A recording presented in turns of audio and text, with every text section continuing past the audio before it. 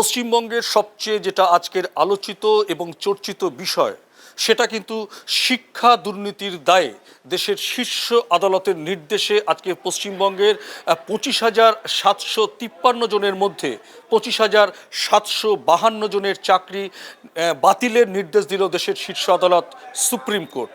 অভিযোগ 2016 সালে পশ্চিমবঙ্গে মাধ্যমিক এবং উচ্চ মাধ্যমিক পরীক্ষায় দুর্নীতি হয়েছিল, এমনই অভিযোগ ছিল। যারা যোগ্য প্রার্থী, যারা চাকরি পায়নি, তাদের কিন্তু অভিযোগ ছিল। সেই নিয়ে কিন্তু একটি মামলা হয়েছিল।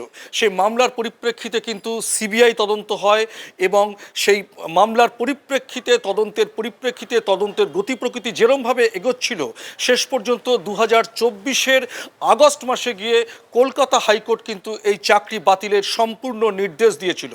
পরবর্তীতে মামলাকারীরা রাজ্য সরকার, মধ্যশিক্ষা পর্ষদ, স্কুল সার্ভিস কমিশন, তারা কিন্তু সেই রায়ের পরিপ্রেক্ষিতে কিন্তু দেশের শীর্ষ আদালতের শরণাপন্ন হয়। পরবর্তীতে শীর্ষ আদালত এই মামলার এই রায়ের বিরুদ্ধে কিন্তু স্থগিতাদেশ দিল। শেষ পর্যন্ত আজকে দেশের শীর্ষ আদালতের প্রধান বিচারপতি সঞ্জীব খান্না এবং সঞ্জয় কুমারের বেঞ্চ কিন্তু জানিয়ে দিল, কোনোভাবেই এই তদন্তের গতি প্রকৃতি যেভাবে এগিয়ে গেছে, সেই তদন্তের পরিপ্রেক্ষিতে যারা তদন্ত করছিলেন তারা যে কোর্টকে জানিয়েছিল, সেক্ষেত্রে দেখা যাচ্ছে কোনোভাবেই যোগ্য এবং অযোগ্যদের ফারাক করা যাচ্ছে না।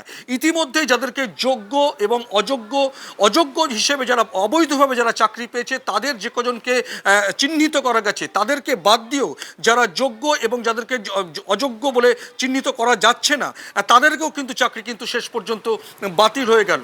কলকাতা হাইকোর্ট যে রায় দিয়েছিল, সেই রায়ের পরিপ্রেক্ষিতে কিন্তু দেশের শীর্ষ আদালত কিছুটা আজকে কিন্তু রায়ের একটু ক্লাসিফিকেশন করেছে। অর্থাৎ যারা একেবারে ইতিমধ্যেই প্রমাণিত যে অবৈধভাবে চাকরি পেয়েছে, তাদের কিন্তু 12% সুদে 2016 পর থেকে তারা যতদিন চাকরি করছেন তাদের কিন্তু সমস্ত টাকা ফেরত দিতে হবে।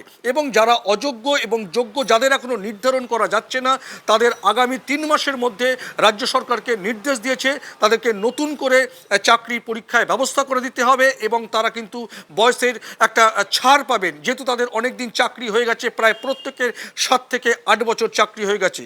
এই ঘটনার পরিপ্রেক্ষিতে গোটা রাজ্যের শিক্ষা ব্যবস্থা কিন্তু একেবারে ভেঙে পড়তে পারে বলে আশঙ্কা করছে রাজ্যের তথ্যভিজ্ঞ মহল। ইতিমধ্যেই রাজ্যের জেলায় জেলায় বিভিন্ন স্কুলে কিন্তু হাহাকার। স্কুলের পরিচালন সমিতি, স্কুলের প্রধান শিক্ষক শিক্ষয়িত্রীরা কিন্তু ভাবছেন কী করে কিন্তু এই শিক্ষা ব্যবস্থাকে তারা চালু রাখবেন। ইতিমধ্যে এই ঘটনার পরিপ্রেক্ষিতে আজকে রাজ্য প্রশাসনের সদর দপ্তর নবান্নে মুখ্যমন্ত্রী মমতা বন্দ্যোপাধ্যায়, রাজ্যের শিক্ষামন্ত্রী এবং উচ্চশিক্ষা সংসদের উচ্চ শিক্ষা ব্যবস্থার সমস্ত আধিকারিক নিয়ে জরুরি বৈঠক করেছেন এবং এই মামলার রায়ের ব্যাপারে তিনি সম্পূর্ণ আস্থা রেখেও কিন্তু তিনি বলেছেন যে তিনি এই মামলার রায়কে তিনি মেনে নিতে পারছেন না। তিনি আগামী 7ই এপ্রিল নেতাজি ইন্ডোর স্টেডিয়ামে বৈঠক ডেকেছেন। যারা চাকরিহারাদের সঙ্গে তিনি বৈঠক করবেন, তিনি তাদেরকে বলেছেন আপনারা মন ভেঙে পড়বেন না, সরকার আপনাদের সাথে আছে।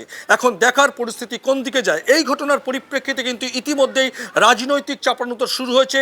বিজেপি এবং সিপিআইএম এবং এসএফআইয়ের তরফে কিন্তু কলকাতার রাস্তায় আজকে বিক্ষোভ মিছিল ইতিমধ্যে শুরু হয়েছে এবং বাদানুবাদ রাজনৈতিক স্তরেও কিন্তু শুরু হয়ে গেছে। চরম রাজনৈতিক উত্তেজনা এই ঘটনার পরিপ্রেক্ষিতে দেখা দিয়েছে। পরমাশিস ঘোষ রায়, RTV ইন্টারন্যাশনাল, কলকাতা।